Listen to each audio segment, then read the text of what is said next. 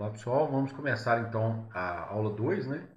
A parte 1, onde eu vou introduzir a energia solar fotovoltaica, mais detalhes a respeito desse tema.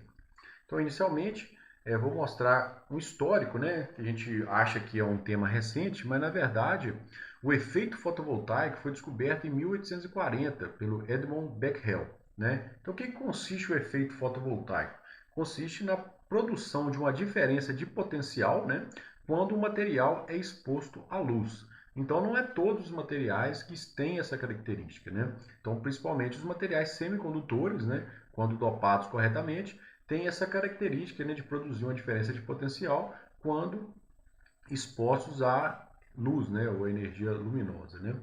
Então, isso foi definido como o efeito fotovoltaico. Mas a partir daí, né, observamos na década de 1860, 1880, tiveram várias evoluções e nós tivemos a célula fotovoltaica, né, produzida em 1930, né, de óxido de cobre, né, e além disso, várias outras teorias de bandas de sólidos, teorias de células com barreiras foram, né, pelo Scott, né, que é muito conhecido, teoria da difusão eletrônica. E aí, na década, entre 1940 e 1950, a gente tinha células com 1% de eficiência. E só em 1956, 57, que foi a teoria de junção PN do Shockley, né? E as aplicações, então, cresceram muito, principalmente em 1960, 1970, com a corrida espacial, né? Lançamento de satélites, né? Para alimentação dos satélites, utilizam-se painéis fotovoltaicos. E nós temos aplicações em locais remotos, com sistemas off-grid, sistemas de telecomunicações.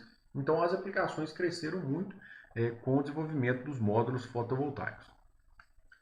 E esse gráfico é muito interessante, da Bloomberg, porque mostra o seguinte, é um gráfico já bem antigo, mas mostra esse conceito de grid parity, que seria o quê? Seria o ano que o país ficaria viável economicamente instalar sistemas fotovoltaicos. Então, em 2012, por exemplo, quando o Brasil não era viável economicamente, porque eles consideram o preço do quilowatt-hora, então nós estamos falando aqui em dólar, 20 centavos de dólar, e a irradiância, né, que tem naquele local, quilowatt-hora, quilowatt por ano, né? Então, país, por exemplo, como a Arábia Saudita, tem um potencial solar muito grande, mas o preço da energia é muito baixo, logo lá não é viável. Já observamos países como a Alemanha, a irradiância, né, o potencial solar não é tão grande, mas como o custo da energia é muito alto, lá já valia a pena antes de 2012. Em 2015 já começou a valer a pena no Japão, na França, no Brasil, na Turquia, né, na Califórnia, que alguns aqui mostram estados, né, dos Estados Unidos, né, separado, não mostra os Estados Unidos como um todo, mostra algumas regiões, né. E esse gráfico foi atualizado, né, e a gente observa aqui que quanto mais, para 2020, né, quanto mais sol, né, então a gente observa que o Brasil já é muito viável, né, Israel, México aqui, nós observamos que agora é viável também, o Texas está começando a ser viável, né, e a gente observa que ainda países como Rússia ainda não é viável, economicamente falando, porque a irradiância é muito baixa e o preço da energia é muito baixo. Então, o ideal seria que quanto mais sol e mais caro a energia, mais viável é instalar sistemas fotovoltaicos. Mas a gente observa que boa parte do mundo hoje já é viável economicamente instalar sistemas fotovoltaicos. Além disso, esse gráfico da NREL, né, o laboratório National Renewable Energy Laboratory dos Estados Unidos, ele mostra para a gente o tanto de tecnologias que existem de painéis fotovoltaicos, de módulos fotovoltaicos, de células fotovoltaicas. Então, nós temos concentradores de multijunção, nós temos células de silício cristalino, né? Pode ser cristalino simples, né? O multicristalino, ou de filme fino, né? Temos várias tecnologias de filme fino também, que é algo que está crescendo muito. E aqui a gente observa a eficiência. Então, em laboratório, a gente já tem células de concentrador, com concentrador chegando a 41%. Já se a gente observar as azuis, que são as mais conhecidas, né? Pode chegar aqui, né? Em torno de 25%, né? É possível chegar a 27%, algumas 20%. Então, aqui são as eficiências das células, né, em laboratório, ok? E os tipos de célula existem vários, né? Os mais conhecidos são o silício cristalino, pode ser monocristalino ou policristalino, o silício amorfo, tem telureto de cádmio, de seleneto de cobre índio, arsenieto de galho, células de multijunção, tem também células de corantes. E analisando o tipo de célula, o que a gente tem que observar? O que modifica de uma célula para outra? Esse exemplo é muito interessante, que compara um sistema monocristalino com um policristalino. O monocristalino só tem silício, né? Lógico que ele é dopado. Então, aqui observando, né? Entrando aqui quatro faixas de cores, né? Azul, verde, vermelho e preto. Observa que o silício monocristalino ele absorve essa parte aqui. Então, em cinza, toda a energia disponível, né, o espectro de radiância, né, é disponível, e o silício ele absorve mais essa parte. Quando você combina com outros materiais, como o galho, o índio fósforo, né, o galho, o índio arsênio, observe que aumenta muito a absorção, porque você tem mais materiais, cada material absorve uma faixa do espectro e, consequentemente, a eficiência da célula aumenta. É lógico que tem o custo, né? Que tem germânio também, né? Então, tem o custo de você produzir essa célula e o custo dos materiais, né? Então, observando aqui o Atlas Solarimétrico de Minas Gerais, a gente observa que essa informação é muito importante, que é o quilowatt por metro quadrado do dia. Então, o máximo em Minas é em torno de 7 kW por metro quadrado do dia.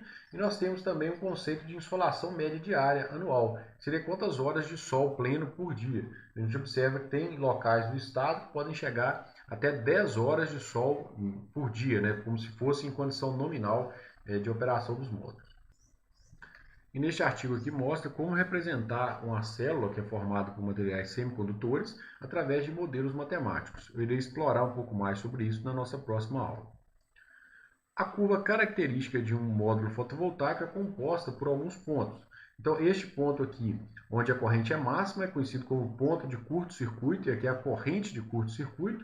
Nós temos aqui um ponto onde a tensão é máxima, que é conhecido como ponto de tensão de circuito aberto, ou VOC, né? E nós temos um ponto de máxima potência, ou de potência máxima, que é conhecido como V de MPPT, né, ou V de MP, né, máxima potência, e isso nos remete a um ponto de corrente e tensão de máxima potência. Então, observe que o painel tem principalmente três características: corrente de curto-circuito, corrente de máxima potência e a corrente no ponto de circuito aberto. Então, seria zero, né? Então, nós temos aqui a tensão de circuito aberto, de curto-circuito, que é zero, a tensão de máxima potência e a tensão do circuito aberto. Então, todas essas informações elas estão disponíveis no módulo, né? Vem empregado isso no módulo, né? As informações dele. Um ponto importante é que, à medida que você aumenta a irradiância no módulo, tanto a corrente aumenta, quanto a tensão aumenta. Mas observe que a corrente ela responde muito mais, né? Ela cresce muito mais com o aumento de irradiância do que a tensão. Okay? Já aqui em termos de potência, observamos que à medida que aumenta a potência, a produção do módulo vai aumentando consideravelmente. Quando a gente observa a temperatura, o que acontece? À medida que aumenta a temperatura, nós estamos passando de 20 para 80 graus, observe que ocorre um pequeno aumento na corrente de curto-circuito, mas uma redução significativa aqui na tensão de circuito aberto. Então, quando a gente observa na curva de potência, observe que quanto menor a temperatura, melhor a produção de um painel fotovoltaico. Então, em regiões como o deserto, que a temperatura é muito alta, não necessariamente a produção é muito boa, porque pode ser que a temperatura é tão alta que afeta o rendimento do módulo fotovoltaico. Então, quando a gente olha, né, no telhado da casa, né, a gente vê isso é um módulo fotovoltaico. E quando a gente olha no modelo matemático, né, isso é um modelo de um módulo fotovoltaico. Então, na simulação, a gente não consegue pegar algo físico e simular, né? A gente precisa de modelos matemáticos e eu irei explorar um pouco mais na nossa próxima aula sobre os modelos matemáticos de módulos fotovoltaicos. Então, aqui é só para vocês terem ideia, né? Então, ele é composto esse modelo por uma fonte de corrente, um diodo e duas resistências. Então, a fonte de corrente seria uma corrente constante, o diodo ele tem esse fenômeno, né, que tem aqui até a tensão de ruptura, né? Então, ele produz uma variação da corrente, e aqui o efeito equivalente, né, que é o que a gente viu nos slides anteriores sobre a característica corrente-tensão. Ok? Então, essa equação matemática da corrente de saída, ela depende tanto do IPV, que depende da radiância, depende de algumas características internas dos semicondutores e depende da queda de tensão também, tanto na resistência série quanto na resistência paralela, que modelam as perdas do módulo. Existe a possibilidade de utilizar um modelo simplificado, então alguns autores utilizam, principalmente nas modelagens, né, uma fonte de tensão em série com resistência equivalente, eu irei falar um pouco mais sobre isso também, e aí você consegue representar bem o ponto de máxima potência. Só que observe que esse circuito aqui, ele representa uma reta em termos de corrente e tensão.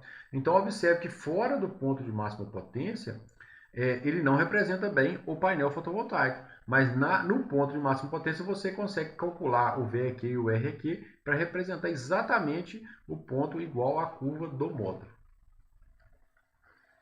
E aqui a gente consegue observar o impacto da resistência série paralelo. Então, quando aumenta a resistência série do módulo, por algum motivo, né, alguma conexão que não foi bem feita, alguma solda que soldou, vai deslocando, né, aqui o ponto do módulo de máxima potência. E a mesma coisa quando aumenta a resistência paralela no módulo, devido a alguma fuga de corrente, algum efeito que está acontecendo, então ocorre aqui um afundamento da curva de corrente de tensão. Aqui é só para mostrar para vocês o que acontece, né? Este módulo é um módulo pequeno, é um módulo de 48 watts, então tem várias células aqui ligadas em série, né? Então aqui são 4 fileiras, né? 1, 2, 3, 4. Essas duas estão ligadas em série e essas duas estão ligadas em série. Observe que se eu tampar apenas uma célula dessa, ou tampar todas essas células, ou tampar metade, o efeito é o mesmo. Olha o que acontece com a curva corrente tensão e olha o que observo com a curva olha o que acontece com a curva de potência. Então, se não tiver o papel ali tampando, chega em torno de 30 e poucos watts. Se tiver o papel, vai chegar em torno de 15 watts. Então, muda muito a característica do módulo, né, devido tanto a um pequeno sombreamento quanto a um grande sombreamento. Então, em sistemas fotovoltaicos, a gente evita o máximo que tenha sombreamento. E se esse painel estiver ligado em série com outro painel, ele vai impactar a produção do próximo painel também, mesmo o próximo painel não tendo sombreamento. E aqui um outro experimento, onde a gente tampa células dos dois lados. Então, tanto tampando aqui, quanto tampando metade, quanto tampando assim, quanto tampando desse jeito, nós temos um efeito que a produção cai muito, para quase zero. Então aqui a gente tinha uma produção em torno de 30 watts, né? Tinha uma potência de 30 watts no painel. Quando eu tampo dessa maneira, né, ou dessa, ou dessa, ou dessa, cai para aproximadamente 0 watts, porque como eu matei uma célula de um arranjo e de outro arranjo, não passa corrente, né, não consegue passar corrente. Então, finalizo por aqui essa aula de hoje e na próxima aula irei falar mais dos modelos matemáticos. Obrigado a todos.